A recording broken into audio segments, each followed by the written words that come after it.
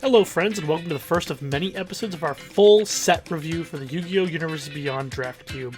We're going to go over every card in the set one by one, and we're going to talk about the Yu-Gi-Oh! Cards that inspired each one of those, how we translated them into Magic the Gathering cards, and then we're going to discuss how good those cards are, and when should you pick them in a cube draft.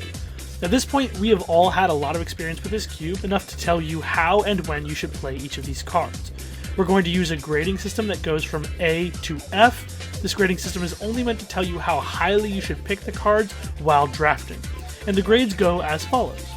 A is a bomb that you should often first pick. It can either win the game on its own easily, or is a part of a powerful game plan that is worth getting into as fast as you can. B is a solid card that draws you into an archetype, or a deck type, or a card that can efficiently interact with your opponent. You should pick Bs very highly. Cs are the bread and butter of your deck. Once you have an idea of where you're going, finding the right C-level cards is an incredibly important part of creating a consistent deck that won't just lose to itself. Don't pick these cards super highly, but you do want to make sure you have the correct C-level cards for your deck. D, these are either cards that just don't perform as highly as you want them to, or cards that fit only in very specific deck types. Often these are kind of like C-level cards, but they only go into like one deck, or they're cards with just low overall impact. There is certainly a right time to pick these cards, but it isn't early and it isn't often. F is a grade that we only give to cards that you should pretty much never pick under any circumstances, and if we gave a card an F grade, it probably means we need to buff that card. So, if you're curious about this set and want to learn more, I have left a ton of resources in the description, including a visual spoiler website that's easy to navigate, a Google Drive with all the images so you can print the set yourself, and a link to our Discord server so you can join us when we draft the set. With all that in mind, I hope you all enjoy this series of deep dives into the Yu-Gi-Oh! Universes Beyond draft experience. Think of it like a podcast series, with each episode covering a different part of the set. We're going to go over all the two-color pairs first, then each monocolor group, and finally colorless cards, starting with this video of blue-white. But first, a word from our sponsor, mythatom.com. Mythatom is an online store focused on products designed around the media we love. From game accessories to jewelry and more, Mythatom uses creativity and understanding to recreate many of the most iconic elements of our favorite nerdy stuff. They sent me some really cool items that you should be able to see on screen right now. I got a really cool MTG Commander deck box with this amazing stained glass look on the green deck box. It's got a nice case and pocket for your commander to show off as well. Yes, my commander's Mathis the Friend Seeker. No, I will not answer any questions about the deck.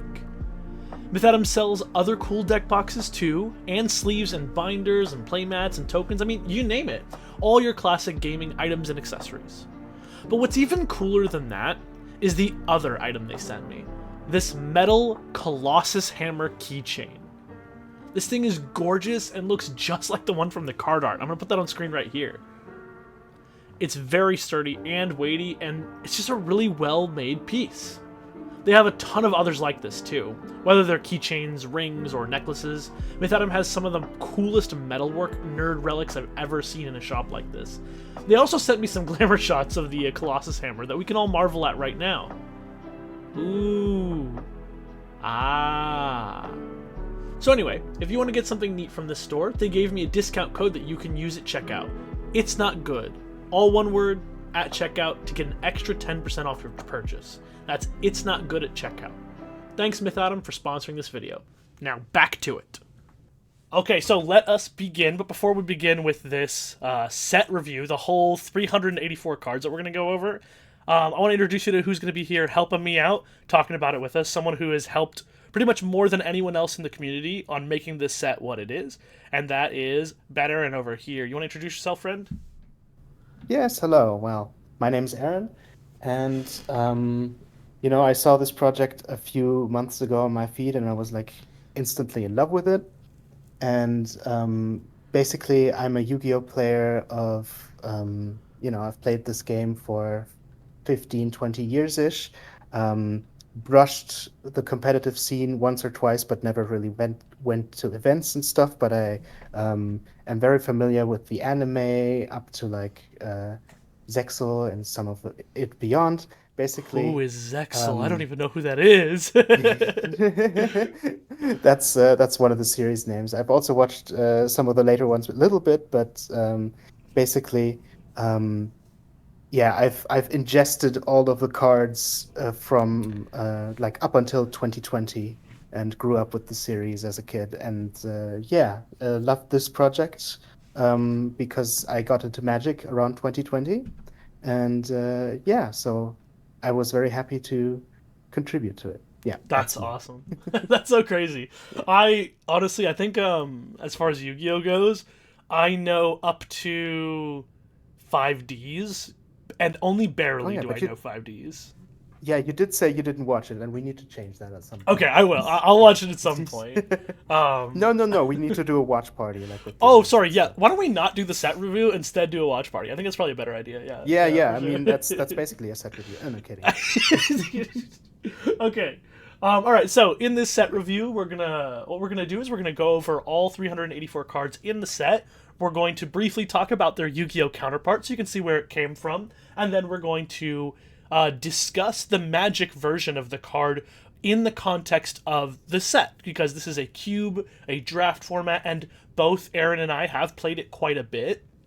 And so we now know kind of a lot more perspective on how it feels. We're going to give each of the Magic cards a grade based on, how much we think you should pick this card, how highly you should rate it in the draft. Now, even if we give a card like a low grade, that doesn't mean you should never pick it, and we'll probably explain the scenarios in which you should pick it. But just know that, we're going to be trying to grade it based on how powerful, how important, or how likely you are to pick it. But don't think of that grade as the be all end all for, what you should think of the card in the set, because we are going to discuss the card as we talk about. We're going to say, here's where you should use it, here's where it's good, here's what it's done for us in decks, or here's what we've seen people do with it in decks, here's what we think you should be trying to do with it. And as a reminder for anyone who hasn't maybe seen the original video that this is for, these cards are close to vintage cube power level. If you've played Magic the Gathering, that's the one where you get to play Black Lotuses, the Moxen, Ancestral Recall, all that stuff. So our power level is close to that. I wouldn't say as powerful as that is, but take that into account when we're evaluating a card, because you might see a card that's like, oh, this is like crazy powerful for a normal draft set of Magic, but in this context, maybe it's not quite as important.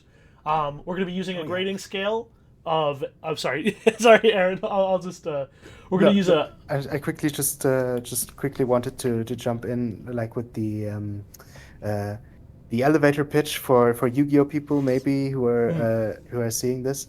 Um, um, I would say like this has some aspects of goat to it, some aspects of just you look at a card binder from the year 2000 and see a lot of old junk, and we took a lot of those cards and made them playable. And there's also some modern cards here and there, and a lot of anime stuff. The True. modern stuff complements the anime stuff. So it's basically like um, a big pile of a little bit of everything, but all in all, just a love letter to yeah, Yu-Gi-Oh. Yeah, and Yeah, there's a couple of jump that was scares the in there idea here. too. Yeah, yeah, yeah, yeah, yeah. Okay. Yes, and we'll be using a grading scale. We're going to use A, B, C, D, and F. So what I'm going to do is we're just going to get into it. I have things set in a certain order. We're going to start with the multicolor cards. That way you are able to get an idea of what kind of archetypes there are, what to build around. Then we'll move through each of the colors and end off with colorless and lands. Okay, so let's get into multicolor, right? We're going to start off with this. We're going to do all 10 multicolor two color pairs, sorry, and then there are 5 3-color cards and 2 5-color cards.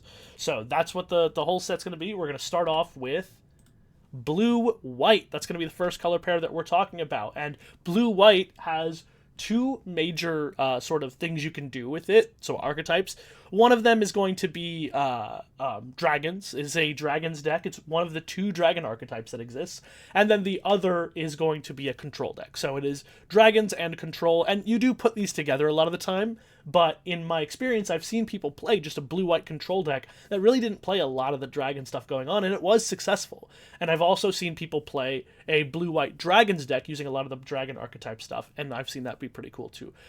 As in, I did that. That was something I did. That was the first deck I ever played, was a blue-white dragons deck. It was fun. Yeah. I mean, I think it's just a stroke of genius that blue, the blue eyes white dragon is blue. Oh man, It blue works. white.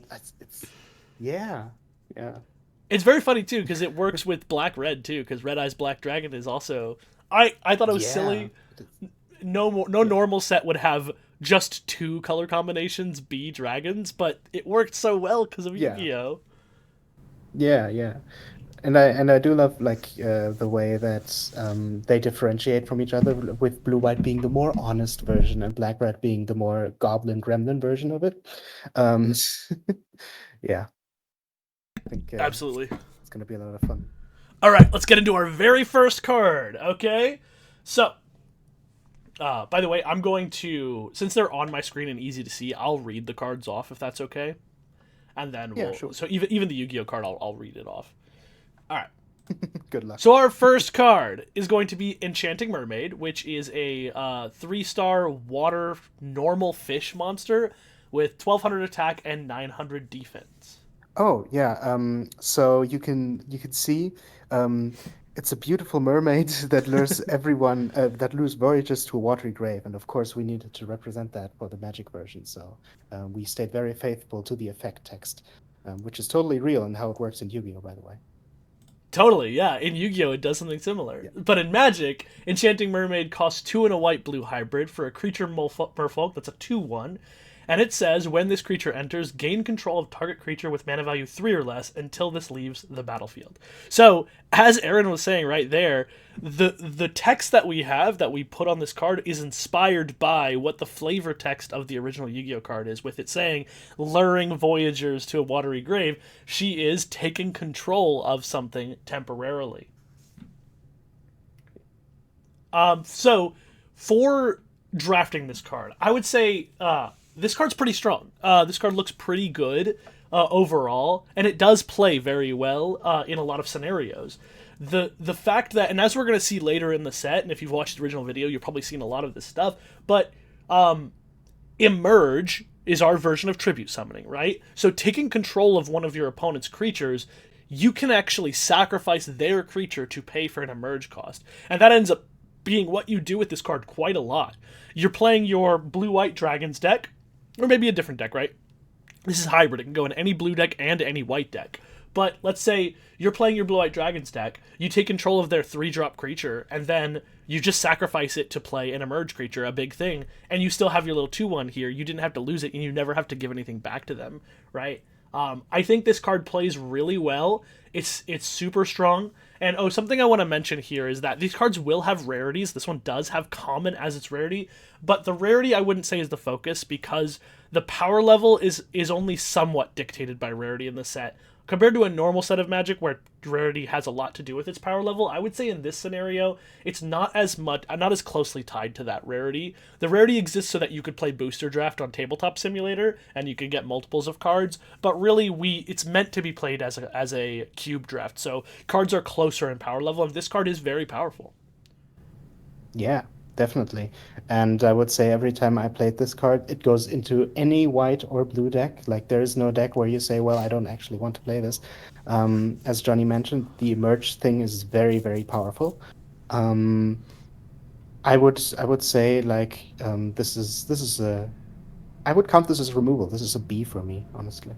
Absolutely. I would say B, maybe B plus. Its one downfall is its tiny body means that it dies to any really quick removal, and particularly if you're against red, right? Because red has a lot of instant speed, cheap, 1 mana removal that can kill this extremely easily. And if they do that, they just get their creature back. And if they do it with the trigger on the stack, you never steal their creature at all. So you never have a chance to use it. The other thing is that because there's a lot of emerge here in this set, sometimes the board states are not very wide, and so that sometimes means that your opponent might not have a creature to steal. That can also happen sometimes. But yeah, Absolutely, besides yeah. that situation, this is a very good card. That's true. I think also taking into account the fact that the games play the way they do, where they're very spiky, right? There's big plays and then there's small turns, and there's peaks and valleys a lot to the way these games end up playing with all these Yu-Gi-Oh cards. And if you're Yeah. playing against someone who's just waiting to get their combo, they might not put anything into play that you can take. But in the same vein, it's really good at stealing what your opponent had planned to sacrifice for a merge. Because they may be on turn 3, play a 3 drop, and they're like, okay, on turn 4, I'm going to sacrifice this for a big merge, and you just Enchanting Mermaid and take it. So, Hmm. B4 Enchanting Mermaid. Very good. We can move on to the next one now. All right, we got another mermaid, Mermaid Knight. Mermaid Knight in Yu-Gi-Oh is a 4-star water aqua effect monster with 1500 attack and 700 defense, and it says while Umi is face up on the battlefield, uh, this card can attack twice during the same battle phase. Yeah. So Mermaid Knight is part of I would say one of the first archetypes of the game. Archetypes in Yu-Gi-Oh are basically like card names and cards that are intended to work together. Though this is not really an archetype, as insofar these cards um, all care about the card Umi, and there is one or two cards that actually, treat themselves as Umi, and there's some fun rules with stuff with that. But this is basically one of those cards. Um, I don't know. I don't think Mermaid Knight saw a lot of play, but we did put like the Umi sub theme into this set because it was basically like overlapping with a lot of the stuff from Meku Tsunami from the anime. Um, so yeah, you will see some of the Umi cards in this set, and I think they fit nicely into here. Absolutely. Funny enough, the Umi deck was the first deck I ever built in Yu-Gi-Oh that I was like, oh, I think I Oh, could build a deck in Yu-Gi-Oh because I owned cards a lot before I actually started playing the game at all. And I was like, oh, these are cool. I like card games. But then I was like, ooh, what if I actually tried to build a deck? And Umi was the first one I ever built. It was very cool. oh. Now, I didn't do very good with it, You'll but be you might be delighted to learn then that there is actually a modern version of the Umi cards. A lot of them were retrained, and there's yeah, like new Umi stuff. Um, yeah. very So it's good. a control deck, funnily enough. Yeah. Interesting, interesting. Okay, Yeah. so but in Magic, Mermaid Knight is 1 and 2 blue-white hybrids for a 3/2 creature Merfolk warrior. When this creature enters, you may search your library for an island or plains card, reveal it, and put it into your hand, then shuffle. And then at the beginning of combat on your turn, you may sacrifice an island or plains. If you do, this creature gains double strike until end of turn. So, what's going on here a little bit is obviously we've added some extra effects to let it work better. But what I want to point out mainly, so this is the first card we've seen that deals with Umi, is Umi has been translated to be island essentially, so that it's broader and works better in Magic. But because this is also a white card, it needs to be able to work in a mono white deck. So this is the one single Umi card that also gets a different, like, deals with a different land type. This one deals with plains as well as island, and that's the reason why, is because it's a hybrid card, and hybrid cards kind of need to be able to exist in both colors with what their abilities do. Yeah. And the sacrifice thing you can see on the bottom of the card. That's basically what we did with Umi. A lot of the Umi cards deal with sacrificing islands and gaining powerful effects from them. Absolutely. As for in the draft format, I think Mermaid Knight is okay, right? It's value. You'll get a card. You'll get a you get a card out of it. You get your island or plains. And then, like a lot of cards, when they're with the cheaper, especially cheaper commons, you should be looking at what are you going to do with it after it hits the field. It can threaten your opponent. You can sacrifice an island or plains, and that works into a little bit of the Umi archetype. It's a minor mono blue archetype, and so having islands in your graveyard is useful for that. But I think the main thing you're going to do here with this card, much like a lot of the other small creatures, is you're going to play it, get your island or plains, and then sacrifice it to an emerge. That's the way you should be looking at this card. So again, I don't actually, unlike the last one, I don't think you pick this super highly. Additionally, its cost is not like as easy to do. You need, 2 white or 2 blue or 1 white and 1 blue. So this is easier in a blue white deck and a little bit harder in one of the monocolor situations, or not monocolor, but in a random white green deck or a random blue black deck. It's a little bit harder in those decks for this to work out in your favor. Doesn't mean you can't play it. It's a decent card. It does pay you back, but I think it's a lot less strong than the last one we've seen. Yeah, I would agree. I do really like that it draws you a card when it enters, though. Those are always like really nice to see. And guaranteeing a land drop, you can keep a three lander knowing that you will hit your fourth, stuff like that. It's Absolutely. so yeah. Yeah, this And card, I do think it is good. Like, it's definitely good in that, and you should always, I think what we were talking about before is, like, in this format, you should be looking for cards that give you value still, so that you can sacrifice them to emerge and not feel bad about it. So that's a good point. yeah, I would personally lean towards like C plus ish. Yeah, I think we're on the same page. I would give it a C plus. The fact that you're gonna once you know that part of your strategy is going to be emerging like certain creatures out. You're trying to do, maybe you're not like an all around emerge like monarchs deck like we'll see later, but you emerging some big threat is part of your game plan. You're going to be looking for this card pretty highly, but before then I would stay away from it, I think, until you know that that's what you're doing with it. So yeah, C plus. I agree. All right. Next card we've got is Reaper of the Cards, which is going to be a Have fun, five. have fun reading this one, by the way. I'll do my best. It's a 5-star dark fiend flip effect monster with 1380 attack and 1930 defense. I always forget that. It's so silly. It is a flip monster, so it has, when you flip summon it, select one trap card on the field and destroy it. If the selected card is set, pick it up and see the card. If it is a trap card, it is destroyed. If it is a spell card, return it to its original position. So essentially, it can destroy trap cards that are face down, but if they set a spell, whether it's like a quick effect or they just set it because they felt like it doesn't destroy that. So Yeah, this one is special for a few reasons. I think the first noteworthy one is I think it was in the first Yu-Gi-Oh set, and it is one of the first effect monsters that was ever made. And you I didn't can know that. yeah, and you can kind of see that by the way it is written, right? Because this still has like the old, oh, look at the card, see if it is a trap card. If it See is a it. trap card, see it. Don't I reveal it. love See that it. text. And then if it is a trap card, then destroy it. But if it's not a trap card, then you may return it or something like that to its original position. And then It's just some yeah. silly stuff. Uh, You know what this yeah, reminds me this, of? this is comparable. Yeah, like the old Magic cards. They have Yeah, that so too, right? very recently I was hanging out with Bree and Quentin in chat, and Quentin had never seen the old text Planeswalkers because they did like a secret layer where they printed the Planeswalkers with old text, and it's so funny, dude. If you've never seen them before, check them out. They're hilarious because they use old wording I'll check 'em out. to explain how a Planeswalker works on the card. It's awesome. Oh yeah. It's like, if Dak Faden's loyalty is 0, he abandons you. That's what's on the text of the card. It's awesome. Anyway, let's look at the Magic No, version. Dak Faden. Yeah. No, real quick. Though, I did want to say the second interesting thing about this is the attack stats and defense stats. Of course, there are like I think 5 or 6 cards that have this kind of stat. And they were played by Panic in the anime. He liked those really weird dark creatures, and some of them like Castle of Dark Illusions and stuff like that. Those have like the weird attack stats, and I think they never did that after this again. Just to stress your obvious opponent math. out. For obvious math reasons, they never printed these cards again. Correct me if I'm wrong. What a shame. Hilarious. All right, let's look at the Magic version. So the Magic version does not have weird math on it because I'm not doing that. I'm not putting halves on my card.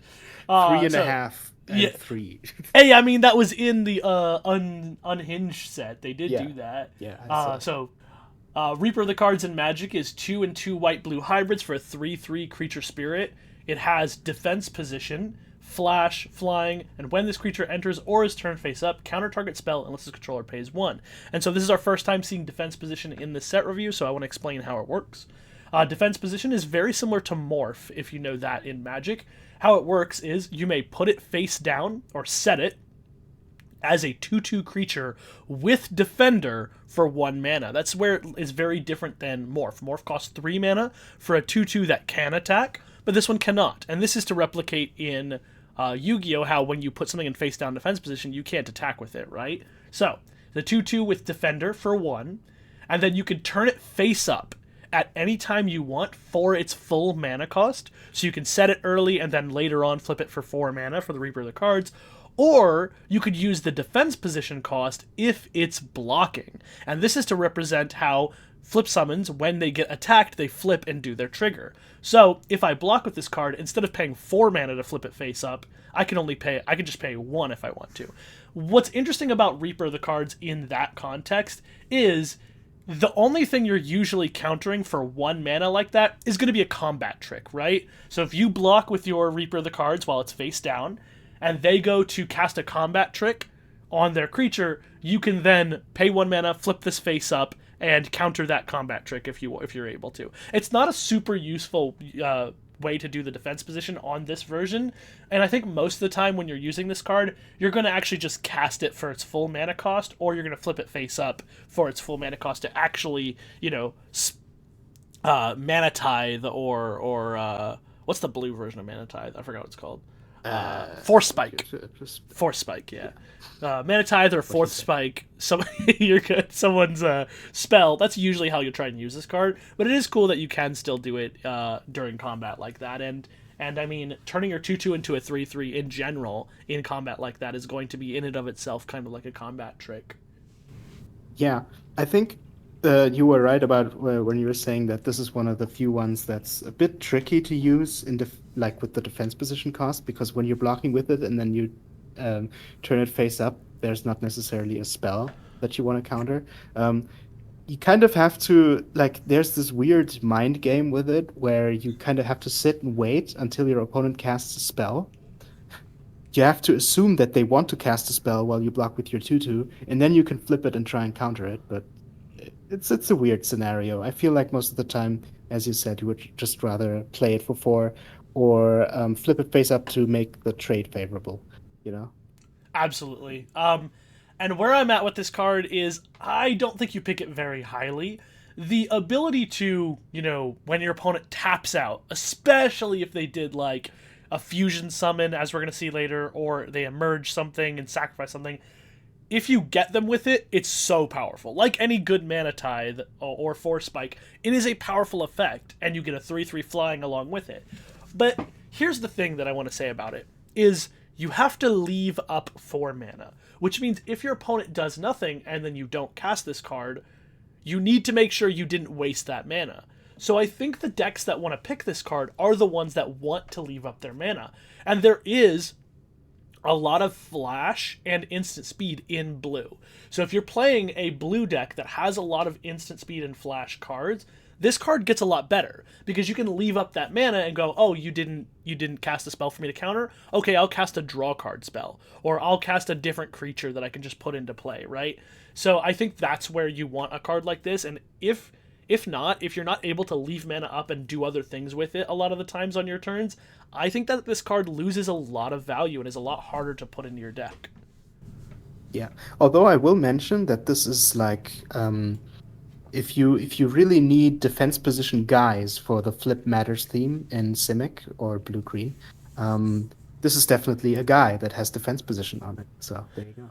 That's a good point. And also this one has a very cheap flip cost. So even if you're not going to counter a spell with it, but you're going to block and flip for 1 mana, technically you only paid 2 mana for a 3/3 flying. That's not bad, especially if you're getting paid off for that flip summon deck. Yeah. So I would probably put this in C- area, I guess. I don't know, maybe D, but it's somewhere around there.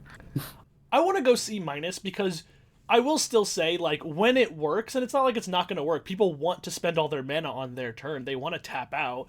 And so I would say C-. I wouldn't go as far as D, because I think any white or blue deck that isn't trying to be aggressive could at least somehow make use of this. And you have the buyout of a 1 mana 2/2 defender early on to kind of stymie the attacks of your opponent. So it has a not horrible floor. You know what I mean? Yeah. I think a lot of defense position cards are going to feel that way. And the versatility is very nice, Yeah. Just having it as a body or removal and stuff. Yeah. I think it's going to be pretty hard to give a defense position card anything lower than a C-. I mean, maybe a D+ sometimes if it's really bad or whatever. But I think it's going to be hard to give it lower grades than that, just because you can, against aggressive decks like the Warriors deck, as we're going to see later, you just a 2/2 defender for 1 is pretty good. So, but yeah, C- is where I land as well. Cool. All right, next up we got Jinzo. Ooh. Jinzo is a 6-star dark machine effect monster with 2400 attack and 1500 defense. Its ability is trap cards and their effects on the field cannot be activated. Negate all trap effects on the field. Okay, so this one is a classic. This one has legacy. It was also, I think, I don't remember if it was banned. I think it was restricted for a very long time. Um, this card is still like whenever there's something that deals with trap cards and you need to deal with it, some people still play Jinzo in their side decks to deal with it. Um, he's the guy if you hate trap cards. And yeah, very infamous for that. But in Magic, Jinzo is 4 white blue for a 4/4 artifact creature construct. It has Emerge for 4 and a white blue, and players cannot cast instant spells or spells with Flash. Now, just as a reminder of what Emerge does, if you're not familiar, Emerge will allow you to cast your creature for a different mana cost. So this is going to be 4 white blue by sacrificing a creature, and then you reduce the colorless mana by the mana value of that creature. So for Jinzo here, his Emerge cost is 4 and a white blue hybrid. If I sacrifice a creature that costs 3 mana, then this will only cost me 2 mana because I subtract that 3 from this 5. It can only reduce the colorless mana of the mana cost. It cannot reduce the colored pip. So you will always pay at least a white-blue hybrid for Jinzo. As for his effect, there was a couple of ways I could have gone about designing this. The first thought I had was to force your opponents to play at sorcery speed. But the thing is, that didn't feel like what original Jinzo was actually doing. Jinzo was shutting out an entire card type from your opponent from using it. It wasn't just saying, oh, you have to activate traps on your turn, right? So I was like, oh, well, then we'll just say you cannot use those cards, and it locks your opponent out. If they're playing instant speed in their deck, they don't get to play those cards. Yeah, yeah, that's pretty much what Jinzo is also known for because a lot of the early powerful cards were really strong trap cards, and Jinzo would just say no to all of that, and that's why it's so feared. Um, yeah, the other thing I wanted to say was over the years, Jinzo became, you know, he was unlimited and stuff because trap cards slowly phased out of the game. But you still see him today sometimes, a card that is this damn old. And I think the Magic translation is pretty good for this too. I saw it in a game one time where there was another card, the Buster Destruction Sword.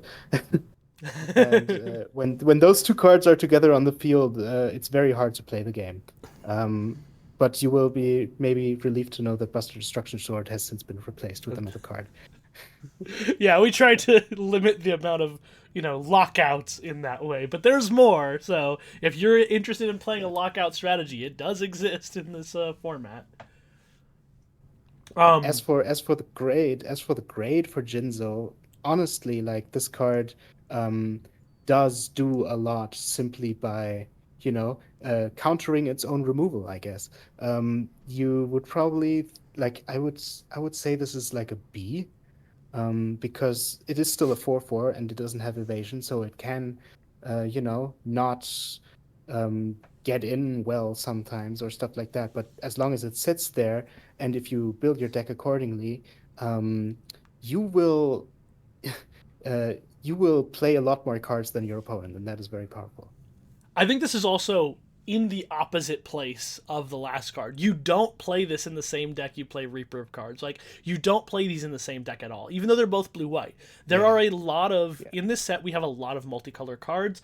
It is meant to be where there are multiple decks for each color combination.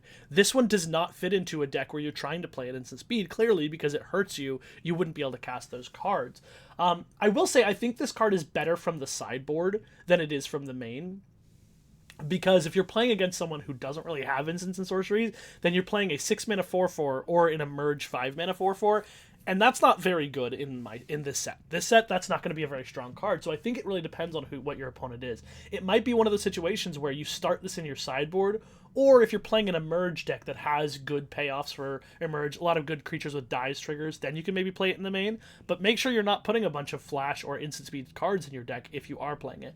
I would actually give this card Yeah. maybe a C plus, something along those lines. It is extremely powerful when it happens, but it is it can be feast or famine, right? It could be sometimes this card is really incredible and your opponent can't cast any of the removal, and sometimes your opponent isn't playing any of the cards this locks out, and you're playing a pretty underrate card. True. Though, like from my experience, I think most decks play at least some instants, because instants are a very powerful card type. True. One last comment I did want to make was that as much as it makes sense, I know it makes a lot of sense that Jinzo is in blue-white, but he just stares at me and I feel like there should have been some black in there, you know? He The looks so... darkness. Yeah, he doesn't... Okay, I know Azorius are evil mofos, but like, come on. I get it. He's a dark monster too. He could have been black in some way, Yeah, but I think yeah, the lockdown text felt at least white for sure. That's a white kind of ability. yeah. But so he could have been white black. That's true. But we went with blue white for our sake here. What grade did you give it? I gave it a B, maybe a B minus, I'd say. So we Totally. can meet at the middle for C plus, yeah. Yeah, you got it. You got it. Alrighty. Next up, we've got the classic. We've got the iconic, the one we've all seen Ooh. before, the Blue Eyes, a white dragon. It is an 8-star. I always forget how many stars it is. It's an 8-star light monster, dragon normal monster, sorry, with 3,000 attack and 2,500 defense, and it is iconic as hell. Go ahead. Tell me all about what you know. So I don't think you've ever heard of this card, Johnny. I No, think you're right. this is one of the more obscure Yu-Gi-Oh cards that's out there, and I think like if you hear Yu-Gi-Oh, this is probably not the first card you go to. Um, yeah. Um, Fun fact about this card: in the anime, of course, there only exist 4 copies, and it was like the most powerful monster of all time for normal mortals, and so Seto Kaiba Mm-hmm. loved using them. In the game, this deck, like there's an entire deck, of course, around Blue Eyes. This was meta one time for a Worlds event, I think in 2016. And it was meta because everything else had been banned, and Konami kind of like maneuvered it so that Blue Eyes was, for one event, the best deck. And so they could have their anime moment, you know? That's so cute. I actually really like Yeah. that. Banning for anime moments. I think that's totally solid. Um, Yeah. what I was gonna ask is, I don't know if this is true, but I always was under the impression that the reason you can only have 3 copies of a card in Yu-Gi-Oh was because of that moment where he rips up the card, or the 4th one gets destroyed or whatever. Is that true? Hmm. I could see it. I don't know if that's true. I haven't heard about it, Because it but went from I 4 could copies of definitely Blue see Eyes that. White to 3 copies of Blue Eyes White in the anime, right? Yeah, I mean that would be a very good reasoning for that. I think in the anime, like they never considered adding a 4th card of anything into their deck, and I think Kyber didn't even say, "Oh, I'm gonna play it." He wanted to have it, but then he did rip it up. So, you So know, I'm just saying, it's kind of like, yeah, it makes a lot of sense, but I don't like I can't tell you if it's right or it wrong. might not be that though. It might be that the game already had the rule like inherent to it, like you could only play 3 of each card, and that's why Kaiba No, rips it up. I can tell you that like early on, the producers had very little idea of what the game rules were. Like the Okay. game grew together with the anime. Yeah, That's I think around like if you ever watch Duelist Kingdom, like they make up so much shit on the spot, and yeah. that's like also the stuff that I love about this set because we kind of do that here too. We give some Hmm. vanilla monstrous effects and let Giant Soldier of Stone, destroy the moon, stuff Destroy like the that. moon. He's got to be able Um, to destroy the moon. You yeah, know. yeah. God, I that was mean, sick though. did you see that? So fucking Yeah, awesome. yeah. All right, let's look at the Magic version of it. In Magic, Blue Eyes White Dragon is 6 white blue for an 8/5 creature dragon with Emerge for 6 and a white blue hybrid. It has flying, vigilance, ward 2, and when this creature enters, draw a card. So, as you can see, there's a lot more text here than there is on the original one. And also, something I want to point out, if it wasn't clear to a lot of people, is that Emerge in my set, even if the monster would have had to require 2 tributes to summon it in Yu-Gi-Oh!, this still only requires you to sacrifice 1 thing. It just makes the Emerge cost bigger. So it's just a more expensive cost for the creature. And I've added a lot of abilities here to reflect how scary, powerful, and strong this card is supposed to feel. It draws a card when it enters, just an extra bonus. It originally was just a Flying Vigilance Ward 2, but the set has gotten so powerful that partway through us finishing up designing the set, we added the extra draw card text. And when you see Blue Eyes Ultimate, you'll see why I did that. Yeah, I mean, also it says it's a powerful engine of destruction, so we needed to make it a draw engine. You know, it's just Yes, true. There you go. That's the philosophy behind it. In the actual like play set, this card is fine. I think it's a pretty reasonable card. It is not a bad card at all. If you're playing a fair game, right? With obviously with Emerge, because Emerge is what a fair game typically looks like in this set. But if you're playing a fair game, you're playing your Mermaid Knight or whatever, and you want to sacrifice it to play this on 4. So turn 3, you play Mermaid Knight, get your island for your 4th land, play your 4th land on turn 4, sacrifice the Mermaid Knight for Blue Eyes White Dragon, get your 8/5 Flying Vigilance Ward 2 draw card on turn 4. Pretty good strategy. It's a pretty reasonable thing. Ward 2 is going to shut out some of the removal for a little while. This might get in an attack or two before they can use anything they have. It replaces itself, just like the Mermaid Knight did. I think this is a very solid card. I don't think it's so powerful that you first pick it, but I do think it's a card that you will pick pretty reasonably. It is blue and white, but its Emerge cost is hybrid. So technically you can play this in a blue deck or a white deck if you plan to Emerge it without needing to play both colors. So there's a lot of great stuff going on here. At first glance, when you look at it and you compare it to maybe some of the other cards we're going to see later, it's not as complicated, but I don't think that makes it any less powerful. I think this is a great card, and I would pick it pretty reasonably as long as I knew that I could cast it. Mm-hmm. So I would like to point out, of course, this is Blue Eyes White Dragon, so there are a bunch of cards in this set that work specifically with this card. I feel it's important to notice this because it means that that improves the grade for me a little bit. Like if you have a card that cheats it out of the deck, it's another story. And if you have a card that like specifically does fun things because you control Blue Eyes, this card goes up in value. And the other thing is, yeah, it is just a house. You hit for 8 in the air, it's hard to kill, it draws you a card. And the Emerge thing, like, don't let these high Emerge costs fool you. Sometimes these guys get out on turn 3 or turn 4 if you are having a good day. Absolutely. Yeah. It's really good. I will say though, this is the kind go ahead. Yeah, sorry. No, I wanted to say, for me it's probably like a B plus-ish because of all the support cards. I think I'm on top. I think I would give it a B plus as well. But I will. There's one thing I want to call out with this. Yes, you're saying it's a dragon, and it's blue eyes, so it has a lot of support. And there's a lot of cards that want you to have dragons, and this is a great dragon to have to pay you off for the cards that want you to have dragons.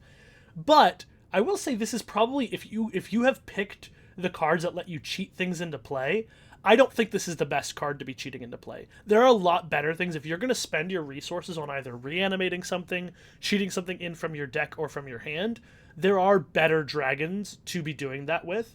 This one, I think, is one of the ones where you want to play it fairly, right? You want to Emerge this because that's when you're getting the most value. You're not having to waste a lot of resources to try and cheat something into play, and a lot of the cheat cards ask a lot of you. This one doesn't. This one just says, oh yeah, I mean, you could just sacrifice whatever creature you got, and it's probably going to be worth your time. And that's where the fair dragons sort of thing goes into play. And like we said earlier, blue-white dragons is the fair dragons. And I think this really does exemplify that super well. Yeah, this is the nice dragon. You can see how nice he looks. He's so friendly. He's smiling. Don't forget the fact that the villain was the one who played this card, okay? He's a good guy. It's a rival, not a villain. But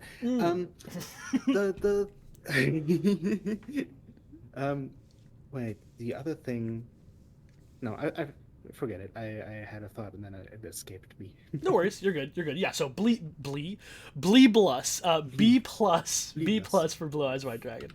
All right, next up we've got one of the Blue Oh, Eyes cards. This one, sorry. yeah, you're Sorry. good. Blue Eyes Abyss Dragon, which is also 8 stars for a light monster, dragon effect monster with 2500 attack and 2500 defense. It says if this card is special summoned, you can add 1 ritual spell or 1 polymerization from your deck to your hand. During your end phase, you can add 1 level 8 or higher dragon monster from your deck to your hand. Then you can banish this card from your graveyard. All level 8 or higher dragon monsters you control gain 1000 attack. You can only use each effect of Blue Eyes Abyss Dragon once per turn, and can only activate them while Blue Eyes White Dragon is on your field or in your graveyard. Okay, it took me a lot. Sorry for all the pause. I can figure this out. Go ahead. Yeah. No, I mean, by the amount of text you've just read, you can probably tell this is one of the modern support cards for Blue Eyes that we translated into the set. Um, Needed more dragons and needed more, support for the archetype, so it made sense to take some of the modern support and put it in here. Funnily enough, I think this card is mainly known in the community for its for the way it was drawn, for its proportions. Because look at Oh, them hips, baby. oh, Uh, oof. Oh my goodness. yeah, there's a meme in the Yu-Gi-Oh community that Kaiba commissioned this card because Yeah, he yeah, loves yeah. Because he dragons and loves stuff. Blue Eyes, and he just Yeah, wanted to be yes. attracted to So that it. entire deal. Yeah. That's awesome. Although I'm like, I think there are some versions of Blue Eyes that play this card, but I don't think it is the most competitive Blue Eyes card simply because, searching in the end phase is really slow in the modern game. So yeah. Yeah, makes sense. All right. In Magic, however, Blue Eyes Abyss Dragon is 6 white blue for a 5/5 creature dragon with Emerge for 6 and a white blue hybrid. It has flying at the beginning of your end step. Search your library for an instant or sorcery card or a dragon card with mana value 8 or greater. Reveal it, put it into your hand, then shuffle. So, what I did here is I combined all of the effects that are on the Abyss Dragon into one trigger, because end step triggers in Magic are actually pretty good. They're almost as good as Enters a Battlefield effect, and sometimes they're stronger if you can keep the creature around for more than one turn. So, just combined it, let you get more generic versions of what it's saying here. So instead of getting a ritual spell or polymerization, we're just letting you get any instant or sorcery, which is super good. Get your removal. You can get the card polymerization if you wanted to. You can get a ritual spell if you wanted to, but you can still get, removal or draw a card if you need it. And then you could get one of your big dragons. You could get regular Blue Eyes White if you needed to. So it's got a lot of cool stuff going on here. It has the exact same cost and emerge cost as Blue Eyes White Dragon, because there's a couple of cards that want you to have mana value 8 or greater in your hand, so just something to be aware of. There's like a draw card spell that triggers off of this as well, so kind of something cool. It'll let you get some other giant creatures out of your deck, some big dragons if you need to, but overall, just a good value engine of a card. Not as big of a threat, right? It doesn't have vigilance, it doesn't have ward, it's only got 5 power instead of 8, but it is generating a lot more value, more specific value too. I would disagree with you in terms of it being a threat, because when I first read this card, I couldn't believe it, if I'm honest. Uh, because as long as this thing stays around, it doesn't just draw your card, it fetches you removal, protection, um, bigger threats, um, all of that. Like, if you let this stay around for one turn, that's okay. But if you let it stay around for a second turn, you're very quickly gonna get snowballed. Like, I True. don't see this card as being a card that you play for dragon decks. You play this in every control deck where possible. And the nice thing about it is too that because of the hybrid emerge cost, you can play it in any white deck and any blue deck. Honestly, I think it's the kind of card you would want to play in most blue decks and in most white decks because instants and sorceries, even if you don't have any dragons, just fetching any instant or sorcery is very, very powerful. I think the one downside I'll give it is that it doesn't have ward. If it had ward, it would probably be like busted, in my opinion.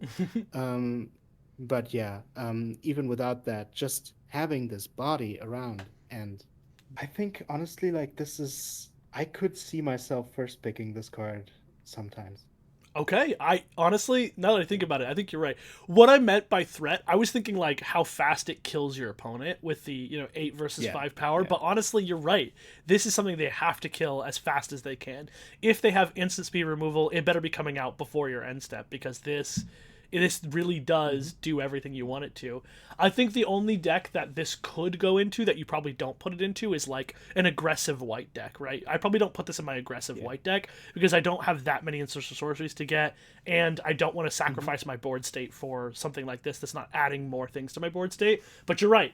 Pretty much any other white deck, any other blue deck is probably going to want a card like this because they'll have instants or sorceries regardless. Yeah, this card is fantastic. I think I would give this... I remember. Oh yeah, sorry. You're good. I think I'd give this an A-. Go ahead, though. Yeah. I would be there with you, A minus or A. I just wanted to say I think I played this in that Exodia deck, the first one, because it has blue in it, and just being able to search all your draw cards to get to Exodia faster was fucking crazy. So yeah, true. Yeah, you turned my opinion around. I wasn't even thinking about it. I was just thinking about it like, some decks would want Blue Eyes White Dragon, some would want Abyss Dragon. I think way more decks are going to be like, I would early pick an Abyss Dragon above of Blue Eyes White Dragon. I think what's interesting, though, is that one example I gave you, the aggressive white deck, would definitely rather have Blue Eyes White Dragon than Abyss Dragon, but I think that's the only example, right? Yeah. I think every other deck would prefer Abyss. So. All right, cool. A- is what I'm going for. Let's go on to the next card. Yeah. All right, here it is. Blue Eyes Ultimate Dragon. How many stars is this? Is like 11 stars? I don't remember. 12 stars, my bad. Why did I say 11? Why would it not be an even number? Okay, 12-star light dragon fusion monster with 4,500 attack and 3,800 defense. You're supposed to fusion summon it using 3 Blue Eyes White Dragons. So if you have those in play or in your hand, you sacrifice them or discard them to summon Blue Eyes Ultimate Dragon with like polymerization or something. Yeah. Of course, the iconic. This is the biggest guy in your extra deck for like. This was, I think, for a long time one of the strongest fusion monsters. Of course, had 5-headed dragon, but this was the iconic guy, and he was also almost never played because, as large as he is, if you want to summon him fairly, like with 3 Blue Eyes White Dragons, you're going -3, -4 sometimes. So like you need the 3 Blue Eyes and you need polymerization. Fusion was really bad back in the day, so that's one of the things that we changed in the set too. Made all of the fusion stuff more accessible and easier and more fun, I would wager. So yeah.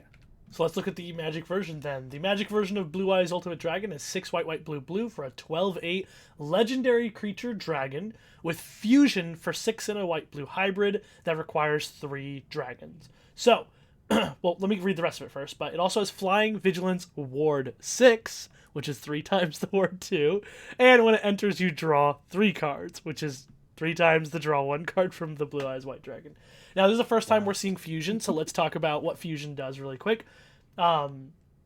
Fusion, how it works is this is going to be in your sideboard, which is like going to be like an extra deck for Magic, and you can cast it from your sideboard or from outside the game if you sacrifice or discard the required materials, and that's what's noted after the cost. Those materials of 3 dragons. Now, we have simplified it to not require actual Blue Eyes White Dragons, because there's only 1 Blue Eyes White Dragon in the set. It can just be any 3 dragons. Additionally, you do not need like a polymerization to make this work.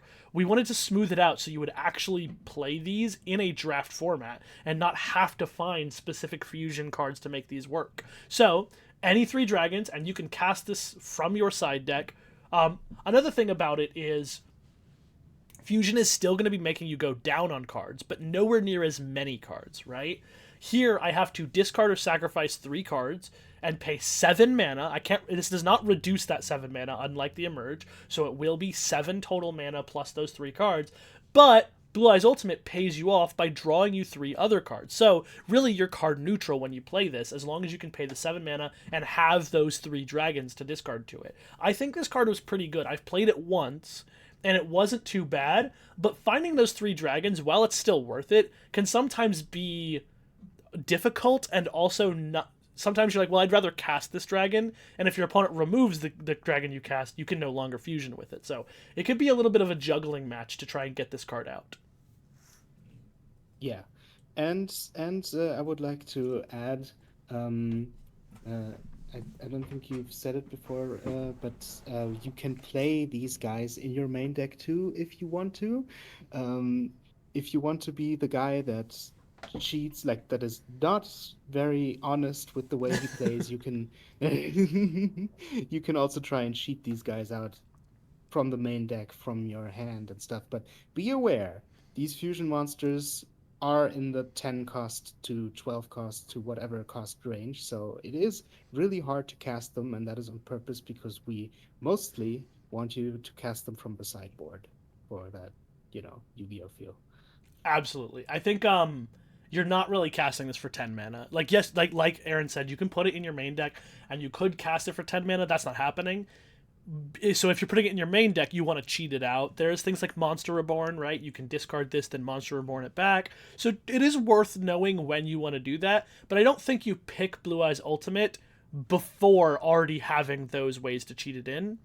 And I also don't think you pick this unless you already are leaning towards playing dragons, because I think what you really want to do is cast this for 7 mana, and discarding or sacrificing 3 dragons. You want to do the fusion cost for this usually from your side deck. Also know that for my Magic players out there, it has the companion feel with a draft format. And if you ever played companions in draft, they're really fun actually. They suck in constructed. Companions completely suck in MTG constructed. But in draft, they're really fun because you have to draft the cards that make it work. And that's true here. You need a way to get 3 dragons in your hand, really, to get the most out of this. And that means your deck needs to have more than 3 dragons. It needs to have a reasonable number of dragons that can get you into this. But when you do, it pays you off with something that practically has hexproof and also draws you 3 cards and will kill your opponent in 2 attacks, right?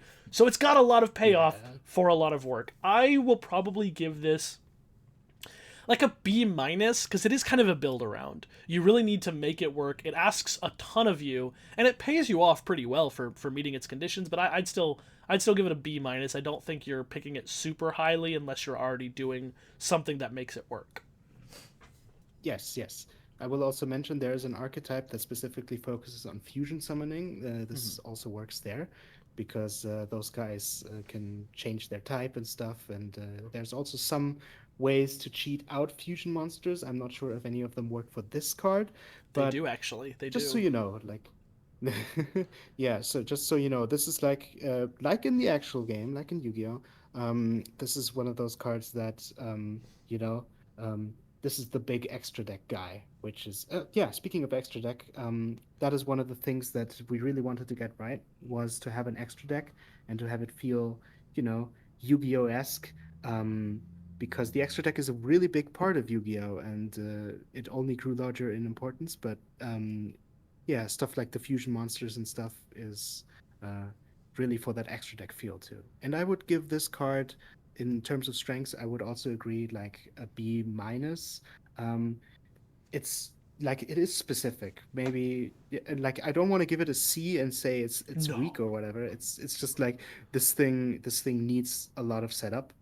But once you get it out, it can quickly end games. Yeah, so a You B know, minus seems fitting. yeah, B minus, maybe B. And the reason I say that is because when I'm thinking about would I pick this early, I would. I would pick this. Maybe not first pick it, but I would pick this kind of early sometimes because I can plan around it. There's a lot of routes you can take to making this card work. I think maybe I want to bump it up to just a regular B because if you do first pick this, then you can pick the cards that cheat fusions into play. Then you can pick the cards that can reanimate it, like and pull it back from the graveyard if you discard it from your main deck. Like you can start here and then find the cards that would make it work, right? You're like, oh, I have an ultimate, so maybe I should pick dragons more. I have an ultimate. Let's see if I can find the fusion cheat cards. Let's see if I can find cards to cheat it out. And it leaves you with this bomb that you will be able to get. And there are a decent number of bombs, but I think that Blue Eyes Ultimate is pretty high on your list of bombs, along with another card we're going to see Mhm. later. It's pretty high up there on the list of the most powerful bombs to cheat. So actually, I think I want to put it as a B. And if you pick this, just know you need to have a plan for getting it out. You can't there's no fair way to cast this. You can't just hope you get enough stuff for the fusion materials. You have to work on it, but picking it early is probably a good idea. So I would say B, actually. All right. Let's move on. Oh I'll yeah, keep it as B minus for content. I respect it. I respect it. All right, next card. All right, we got Gravity Bind, which is a trap. Ooh, It's a continuous trap that says level 4 or higher monsters cannot attack. yeah. So, fun fact, this card was banned on every playground, but never saw real competitive play. Um, So true. So yeah, true. yeah. I played this in my So burn this is deck, one of and those. people told me to stop playing it because they hated it. Yeah, this is one of those cards that once you like back in the day, there was also like a phase where there wasn't a lot of spell and trap removal, so sometimes it could get annoying, especially if you played those old DS games and you had the guy who just loved playing this thing. I think it was limited at one point, if I That's so recall that funny. correctly. Um, I don't know, but it's one of those cards that's just like play this if you want to make your opponent stay miserable. So yeah, of course we had to make it blue white. It's Oh yeah, only fair. absolutely. And I loved playing this card in my Oh, burn deck. and one more thing. I'm very glad that we have Gravity Bind in the set because it replaced a card um, that was, it's a mystery whose mind made it Yeah, exactly. Yeah, just a horrible be a place to part get into this. lost Yeah, in. it's kind of it's almost mystical, you might call it, You might call it and that. Yeah. yeah, and I'm happy that it's this card instead. Yes, Yeah. exactly. Yes, we needed a card that could lock stuff down, but maybe in a more reasonable way. So in Magic, Gravity Bind is 2 white blue for an enchantment with flash that says creatures with mana value 4 or greater cannot attack. The flash is to reflect that it is a trap card, and you'll notice that that actually means it's better than traps are because traps are slow is part of why traps are the way they are. You can't activate them on your turn when you play them. You have to wait till their turn.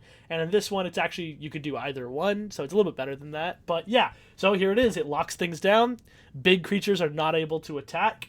I think it's a pretty solid card. It's doing what it says it's going to do, and there are plenty of situations where big creatures are on the field. I will say, because of the way Magic works and the way that you balance out card costs for a mana curve, there are more creatures that have 1, 2, or 3 mana value in this set that you will be playing than a typical Yu-Gi-Oh experience, right? So Yu-Gi-Oh experience, obviously this card's not good enough in like competitive Yu-Gi-Oh, but why this was so annoying a lot of the time on like playgrounds or whatever was because everyone's boss monsters and every card they wanted to play and have fun with and the cool big scary game enders were big and they couldn't attack when this was out. However, a lot of decks can win with a 3-drop in this, and you just play a good 3-drop, attack with it, do your tempo things, and Gravity Bind doesn't stop that. So it is a great card and it does do exactly what you want it to do, but it is a little bit more specific on what it's stopping. Oh yeah, I will say the difference between Magic and Yu-Gi-Oh here is very noticeable because um uh a lot of like most of the normal summonable monsters, were level 4 things that you played. True. So you had like a Get out of here, Voice Raider with Legend. 1900 attack. Yeah, the Jin, Voice Raider, Gemini Elf, all those guys were level 4. And then, but like some of the grunts, some of those cards that I just mentioned, are like 1 or 2 mana value here in this game. Um, and sometimes you have the situation where you just don't have a lot of big guys on the field. I've had this happen before where uh you would think, oh my God, even like with dragons or whatever, there's not as many as you would sometimes assume.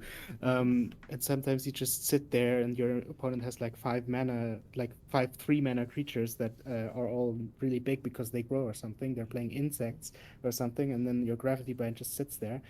um, so yeah, Or like warriors. This pick just with doesn't. caution. Pick this with caution. Yeah, I would say this card is not as strong as it looks. It definitely does the thing, but I think the deck where you're looking to play this card is going to be a control deck. You're looking to play this in a pretty heavy control deck, and this is just one card that is within your suite of other cards to stop your opponent because it's only going to stop the big scary stuff, which is good. It's good that it does that. But if you're playing against like the Warriors deck, which is a red white aggressive deck that goes very fast, most of their creatures are small and will get under this. So this does not stop aggressive decks at all. This only stops big decks. It's good against combos, right? It's good against someone cheating out their Blue Eyes Ultimate because that can't attack through this, right? But overall, it's not going to stop everything. And so it's more of just a small tool in your belt. Don't pick it highly. If you're already in a heavy control deck, that's when you can probably pick this. Otherwise, I mean, even then, right? If your control deck's win condition is a big dragon, this still is bad in that deck. So it's for very specific decks, I think. Yeah, I will say, like the other cards that we saw so far, most of them could be cast in one color decks because of their Mm-hmm. emerge costs or something like this. This is a two-color card, but I will also mention that we have a lot of mana rocks and Mm. three-color lands in this set, so a lot of the two-color cards are more playable than they would seem. Yes, So, mana but fixing is with all of that abundant. in mind, yeah, mana fixing is abundant, but with all of that in mind, I would probably give this like a C, Yeah. honestly. Yeah. I give it a C, maybe even a C minus, because I think it's so specific where you want this card. Um, I would pick mana fixing above this every time, right? Like if there was a land Yeah. that was like good mana fixing, like a tricolor land, I'd probably pick it above this easily, just because that's gonna let me do more things than this card is gonna let me do. And I'm not saying this card's a bad and card to all around. I just think it's very specific where you want to play it. and to add salt to it a little bit, like most of the decks that play big guys, will also have some way to remove this because the Hmm. small aggro decks will usually not be in the colors that kill this, but something like green, red, or loves to smash this stuff. So Yeah, yeah, be aware of that. yeah, very specific card. I think you'll the decks that want it will probably play it main deck, and then there probably will be some decks that play it from the sideboard where your opponent's main strategy is cheating out a Blue Eyes White Dragon, and you're just like, oh, here's one way I can stop that from being able to affect me. That's an option. Yeah. All right. Look out for this if you want to play Exodia. Yeah. That's true. This is probably good if you're playing like Esper Exodia. That's true. I like that. Yeah. See, there are places to use it. It's not as good as some of the other ones. So don't pick it highly. All right, next card is going to be Majesty of the White Dragons, which is a trap card that says show up to 3 of the Blue Eyes White Dragon in your hand. I hate that wording so much. I didn't realize that's what it said. Yeah. That wording sucks so bad. Okay, hold on.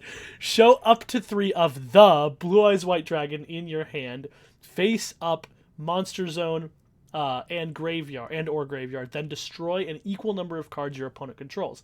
You can banish this card from your graveyard to ritual summon one ritual monster from your hand by tributing Blue Eyes White Dragon from your hand whose total levels equal its level. You can only use each effect of Majesty of the White Dragons once per turn. Yeah, okay. So this is just a relatively modern support card for Blue Eyes. I'm not sure if people play this. Maybe sometimes if there's a way to search it, you could. I don't think it's searchable actually because it doesn't have Blue Eyes in the name. Mm. But I might be wrong on that. I think the bingo machine maybe can search it. But anyway, I think this is like this is like a decent card in Yu-Gi-Oh! Just a modern support card, but we needed more, blue-white dragon support stuff in the set, so this lent itself nicely. Yeah, and I wanted to have something that was unique. I didn't we didn't a lot of our cards are older Yu-Gi-Oh, but we dipped into newer stuff to find some unique and interesting designs we could use so that we could Yeah. get something like this Magic card, which is Majesty of the White Dragons in Magic, which is X white blue for an instant. As an additional cost to cast this spell, behold any number of dragons. This spell costs 1 less to cast for each beheld this way. Just realized that dragons should have been capitalized. Oh well. Um, choose 2. Scry X. Counter target spell with mana value X or less. You gain X life and draw a card. Destroy target non-land permanent with mana value X or less. So, what this means, if you're not familiar with the Behold mechanic, it's from the Tarkir Dragonstorm set. What it means is you either choose ones that you have on the battlefield or reveal them from your hand. So, kind of like the way the trap card works, is where you're showing them Blue Eyes White Dragons from your hand, graveyard, or monster zone. This one doesn't let you do it from the graveyard, but it does let you reveal any dragons from your hand or from play to reduce this card's mana cost, meaning it's increasing X for each dragon you have. You can also pump a bunch of extra mana into it if you have that. It's an instant. It's something you're doing. You're holding it up. The most comparable card I can actually... The card I can most compare this to is a card called Kozilek's Command, which is kind of a beast in Modern. It's fucked up in Modern, actually. Yeah. It's this modal X spell that has... Even has a buyout of casting it for white-blue to just draw a card. It does technically still do that. You can scry 0, you gain 0 life and draw a card is actually an option. In fact, it's even better than that because you can destroy a token because token's mana value is 0. So you could say blue-white, draw a card and destroy target token. Like, that's an option. And then it just goes up from there on its possibilities. I actually think this card is really good. Like, I'm a huge fan of this card. Just to put it out there. Yeah. I will just point out, like, I think the flavor win of beholding the majesty of the white dragons is just True, me too. I no, love that. I behold any number of dragons. Behold how majestic they are, you know? the Um, blue eyes majestic whatever, I tried. Blue eyes majestic white. I'm sure there's majestic. That's probably I real, think yeah. no. I think majestic.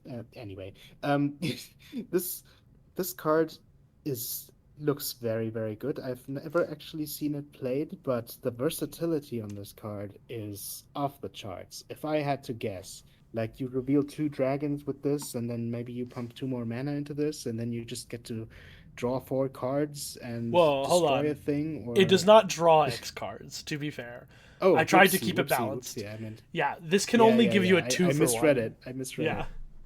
I was like, Oh, oh, draw four what the cards, nice. fuck? No, you could get to you get to scry X. At least you get to scry four and counter something, or you can like uh, gain four life, draw a card, and destroy something. It's like it seems very, very strong, and the versatility makes it stronger than it appears. I feel like you can probably do a lot with this. You can also reveal like changelings Hmm. and have the cost reduced that way. But you can also, if you're just looking for a mana sink, like if you don't have any dragons in your deck and you're playing a control deck or whatever, um, you can pump like 7 mana into it and try and dig for your win condition or do all kinds of shenanigans with it. So I feel like this is a card that a lot of things want to play. Yeah. I would give it a B, honestly. I think the decks that want to play this are probably going to be like Dragon's deck will want it because you could counter a spell and destroy a permanent, or you could counter a spell, draw a card, kind of like Cryptic Command, right? It's got a lot of good stuff going on with its flexibility, but even with, like you said, without it being a dragon deck, just a control deck will love this. A deck that's trying to hold up mana at instant speed. It lets you use all your mana on a turn for value. I really like it. I did see it play. I played it myself at the very first draft. I played it there, and it was fantastic. We also, at the Thanksgiving draft that I did, a bunch of really good players were playing, and one of them, who was in the finals of our draft, was playing this in their blue-white control deck, and it looked amazing. It was Kozilek's Command, but for dragons. Like, it was very cool. Yeah. Fantastic card. I would also give it a B. I think again, you could pick this highly, but I don't think you first pick it in this format. Even though it's incredibly good, I think that it's not something you build your deck around. It's not something you plan your deck towards because you don't need dragons for it to be worth playing, but it's not so incredibly impactful on your current state of a game that you would be like, I'm slamming this. I want this instantly. Like, it's one of those cards, I think you have to be. This is a great example for me to talk about how, in this format, you need to use your picks wisely. Because I've definitely kind of just gone through the motions one time and picked a bugs deck, right? I picked a black-green bugs deck that just had some bugs and was doing stuff, and I lost horribly to everyone. And this is because I was just kind of going through the motions, picking black and green cards. I wasn't using my picks wisely to create a game plan, which is what you have to do. And that's also why I think this format is actually, as far as deck building, so similar to Vintage Cube, because Vintage Cube is just filled with powerful cards like this. And you don't just pick every powerful card you see because the whole set, or the whole format is powerful cards. You have to be very precise with what you're picking. So I think while this card will probably be, every deck that wants to play it, it'll perform really well in those decks. It is a blue-white card. You cannot just splash this into decks. It is a blue-white card that you have to be playing in a blue-white deck usually. And you have to be a deck that wants to play at instant speed. You have to be a deck that wants to spend a lot of mana on something at instant speed that's not always going to be putting creatures on the board. Like, you have to be a deck that wants to be reactive, right? And I think that even though when you are in that place, this card is amazing, I don't think that's always where you're going to start. You want to start with what can create my game plan. This doesn't create the game plan. This slots in to other game plans. And so that's why I give it a B, but I actually don't think you play it very highly. I don't think you pick it very highly. I mean, I think you pick it after you know you're already in this place. Yeah, that's fair enough. You know, this card doesn't win you the game on its own, but it just Mm-hmm. does so much. Yeah, That's the interesting thing. yeah, very good. All right, next card. Oh, oh, my Ooh. son, my son. Ah, yes, So yes. this is Mobius the Yeah, we're Frost getting Monarch, which is a 6-star water aqua effect monster that has 2,400 attack and 1,000 defense.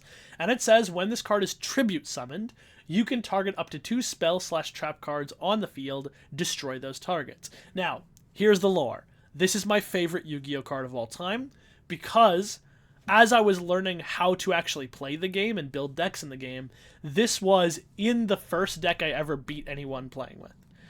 It was the first card that ever, like, when I played it, I was like, oh shit, this is like doing things, right? It felt amazing to play.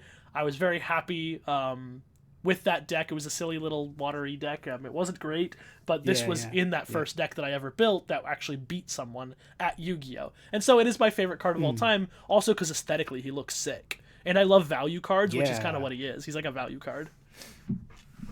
Oh, yeah. He also looks like he's about to pounce on someone. You know, he's just Yeah, oh oh, yeah. Them, so the nice. big fists. Like, he's sick as hell. Yeah. This guy, like all the monarchs, most of them, not all of them, most of the monarchs were houses. All of Hmm. like there's entire decks that's persisted for years that are called like the monarch decks, the frog monarchs.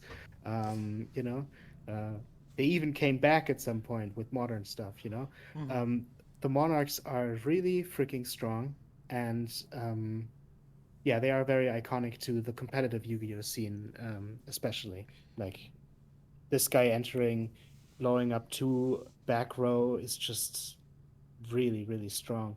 Hmm. And yeah, I can understand why this one left a special spot in your heart, Johnny. I think it's also because it was the first tribute summon I saw that paid you off for tribute summoning, and I was like, why haven't they been doing this the whole time? Why do all the other tribute summons I've seen suck so bad, and Yeah, this one is like how they should be designed? Like, I don't know, it looks awesome. So, yeah. in Oh, Magic, one oh thing, sorry, one thing before we go to the magic thing. Um, I know that we went through like five different versions of the Magic Monarchs because yeah, there were so many small little things that needed to change in the process. But I think now they've landed at a pretty good spot. So yeah.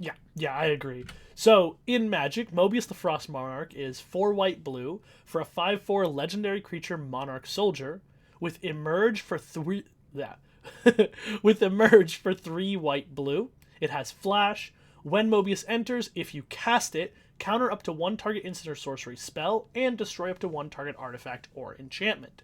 So one of the things I want to point out here is this has changed a lot. Like Aaron was saying, originally they didn't have a mana cost. So if you see our the original video of this, they don't have a mana cost. They only have an emerge cost, and that was to reflect that you had to tribute summon them to get their ability. But the problem is these would get stuck in your hand, and you just couldn't play them at all if you didn't have something to sacrifice. So that really sucked. And so we've changed it a little bit, and we gave them a mana cost. And at that point, when we gave them a mana cost, we changed their emerge cost, and then we said that their enters trigger only happened if you paid their emerge cost. Well, the problem with that then is you'd have a 6 mana 5/4 in your hand that you didn't want to cast either because it didn't do anything when you played it, so it kind of felt bad. So we eventually landed on just letting it be an emerge creature that gets its enters ability, but only if you cast it. So yes, you can cast it for 6 mana to get its ability, or you can emerge it for way cheaper, usually 2 mana. 2 or 3 mana is how much it costs when you emerge it to get its ability. Either way, you still cast it. You can't blink them, so that would be like to flicker them out and bring them back in to get their ability. You can't reanimate them, you can't cheat them into play, you have to cast them fair and square to get their abilities, and I think that's a good place to land on, because they feel good to play in Magic this way. Yes, exactly. Like this, that you can only get their abilities when you cast them means that all of the other enter shenanigans doesn't work, and that feels very true to the way that monarchs were played. You can't reanimate them and stuff for their effects. Um, I do like this, especially because, like as you said, when you were behind, right? When you were behind in the game, you didn't have any monsters out and stuff, and then you would top deck a monarch, and you couldn't summon it and use its ability. That would feel really bad. So it's really nice that you can still play it, use its ability. If you have like 7 lands, it should count as you having a monster on the field, right? Um, yeah, stuff like that. But yeah, if we talk about Mobius, um, I feel he's like there's so much versatility with the way you can use this.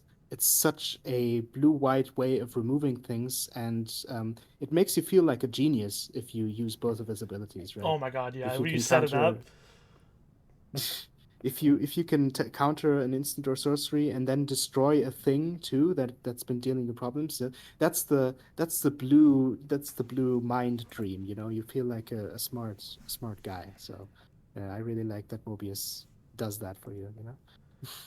he is another one of those cards that you want to play hopefully in a flash deck or an instant speed deck because that's how you're going to make sure you can leave up the mana you need to be able to counter an instant or sorcery spell at any time you're trying to do that. But even so, unlike some of the other like instant speed stuff, honestly, he's fine without it always working. Sometimes you're just like, I will destroy your artifact or enchantment, and that's fine. You don't have to do both modes. But like Aaron said, when you do, then you're the mind games genius who put the puzzle together 3,000 IQ. It's Yeah, awesome. exactly.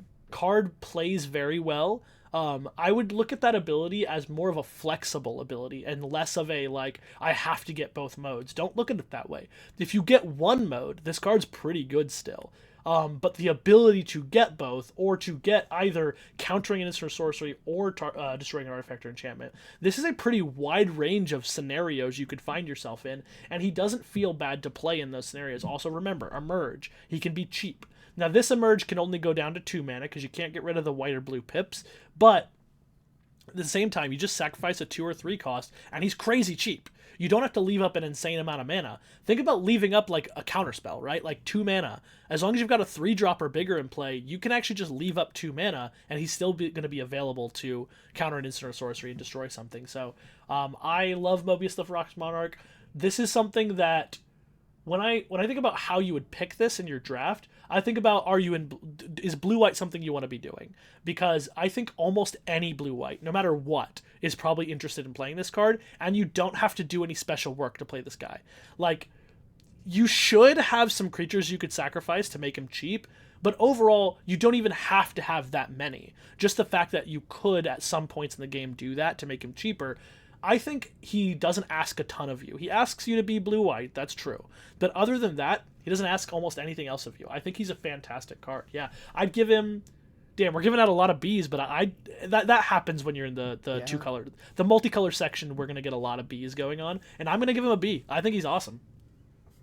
Yeah, I'm there with you. I think he's a B too. Some things to point out.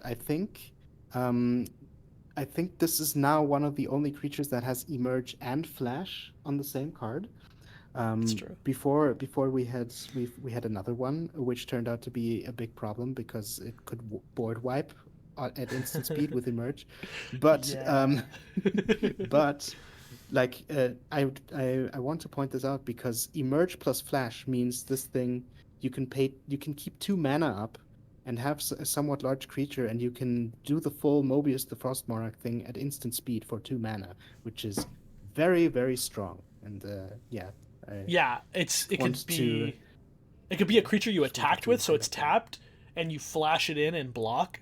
Like that could be one way you did it. Yeah, Or it could be yeah, your opponent targets your creature with a removal spell, and you could sacrifice the creature they targeted. That's another reason why it's really yeah. good. So a lot of cool True. stuff It's going on with that. yeah, Yeah.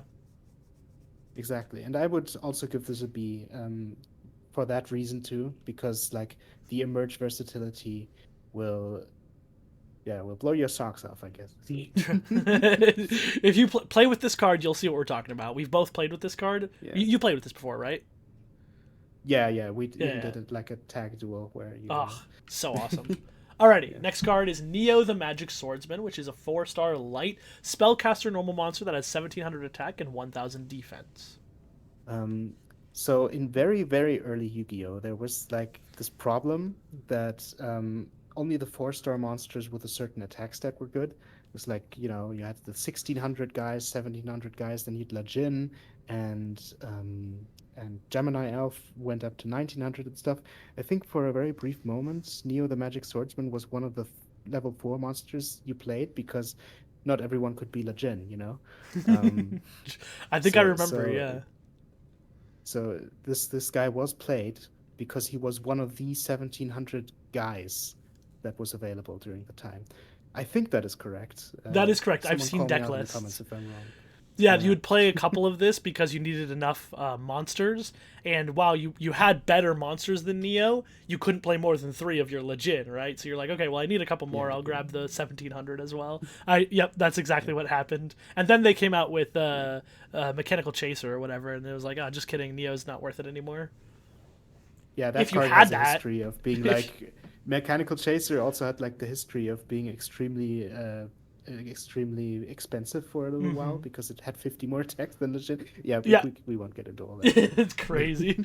I thought about putting Mechanical Chaser in this set, but I didn't end up doing it. So, all right. Mater did though.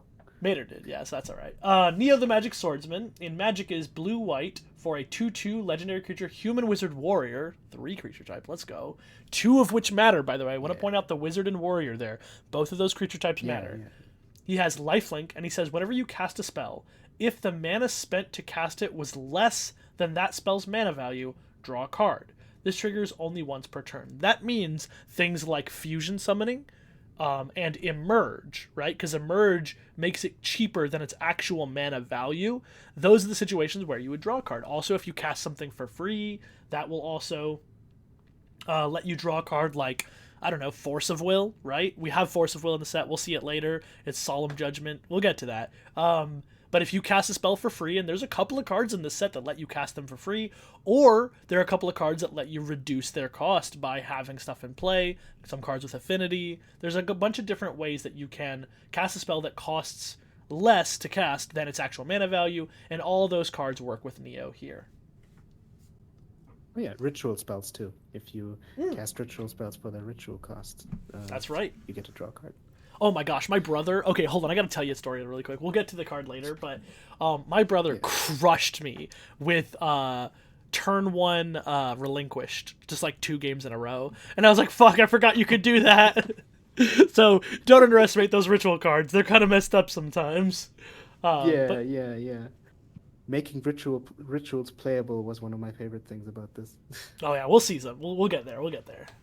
Yeah. Anyway, Neo the Magic Swordsman.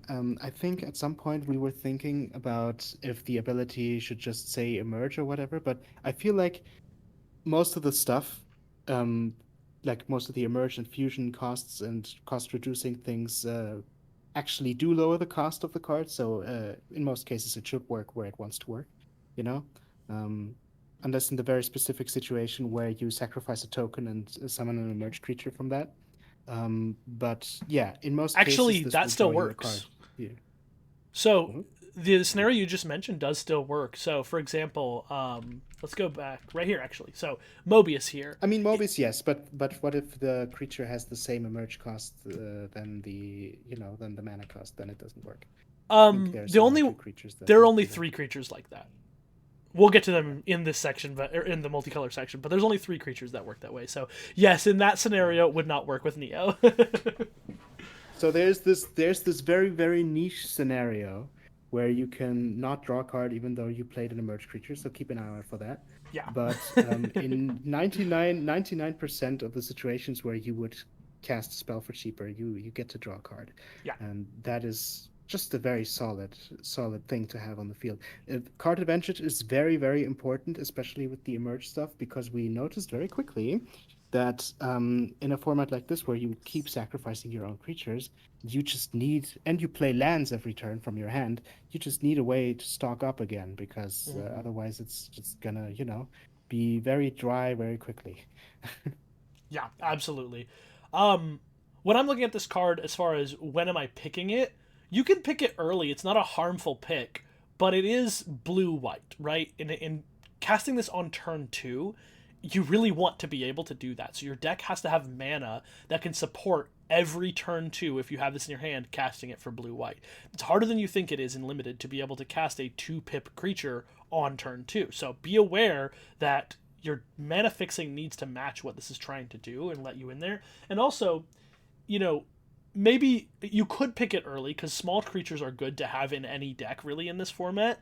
But you would have to make sure you can trigger its ability. A 2/2 lifelink for blue white is bad. Like, you do not want that card in your deck, especially in this format. Yeah. So you have to make sure you're drawing at least one card off of it. But once it's in your, your pool, you can then start looking for the cards that get cheaper or the cards that trigger this. There's a lot of them. They're all different too. You don't have to be an emerge deck, right? There's a lot of cards that will trigger this that are not just emerge cards, and I'll point them out when we get to them. But when you pick this, just really keep an eye out for what those cards are. I still don't think this is a super high pick. Card advantage is important. Aaron's right. You really need draw card in this, and he does provide you with that as long as you meet those conditions. And he's a small creature, which is good to have at certain parts of the game. So, oh gosh, my inclination is C plus, but I could be sold on that being the wrong call. I would also say C plus for another reason. That is, if you play it in an emerge deck, this is important to point out. If you sacrifice Neo for an emerge cost, you don't get to draw a card. Right. So that's very important. That's very important. Yeah. If you want to do emerge stuff with him, you also need other small things that you can play on the board. If you play Neo early, and then turn 3 you play another small guy, and then you can, do the emerge thing and draw a card. So keep in mind, this thing needs a lot of support to work. But the versatility is there that you can also play it in other things than emerge stuff, where you can just control stuff and then draw a card for it. So yeah, C plus seems right for it. Very good. I agree. All right. Next up is Strength and Unity, which is a continuous spell card that says, if you ritual or fusion summon using Blue Eyes White Dragon or Dark Magician, you can target one card your opponent controls in their graveyard, banish it. You can send this face-up card from your field to the graveyard, then target one level 7 or higher normal monster in your graveyard, add it to your hand, or shuffle it into the deck. You can only use each effect of Strength and Unity once per turn. Okay, so let me say one or two things about this. The card itself in Yu-Gi-Oh! Is not super special. It's I don't think it's competitively played in Blue Eyes. I do think it's a decent card, but it's just, Ritual of Fusion is like kind of specific, and oftentimes you just want to do all kinds of stuff. But what I think this card is interesting for is the difference in strength of continuous removal. Like, having removal on a body, on a card, is very, very different in strength in Yu-Gi-Oh! And in Magic. Like, Strength and Unity was printed in a very modern time, and a lot of Yu-Gi-Oh! Stuff is turn 1, where your opponent doesn't really have any stuff on the field. So this card would, for a lot of the time, if you go first, would do nothing, right? And even if you play like second or something, and you have this on the field, this is kind of hard to break boards with, because you still need to like do all kinds of weird summons with it. But in Magic, we originally had the effect almost one-to-one translated, and it was really, really strong. And we tone it down a little bit, because having that thing that you just destroy something every time you do the thing is just so strong in Magic. I wanted to point out the difference between having removal on a card in Yu-Gi-Oh! And in Magic. That's a huge deal. I think a lot of our adjustments come from that, right? A lot of the things we've adjusted from our initial version of them come from the fact that the Yu-Gi-Oh! Like effect isn't as powerful in Yu-Gi-Oh! As when translated into Magic, so we have to tone it down or change it a bit. So in Magic, Strength and Unity is 2 white blue for an enchantment with flash that says, when this enchantment enters and whenever you cast a spell with Emerge or Fusion, exile target non-land permanent and opponent controls until this leaves the battlefield. Yeah, I think like the floor for this card is just a 4 mana 2-colored Banishing Light, which is still decent, you know. It just get rid of anything. That is still nice. But I don't think there's like a blue-white deck where you don't want this card or where this card doesn't fit in.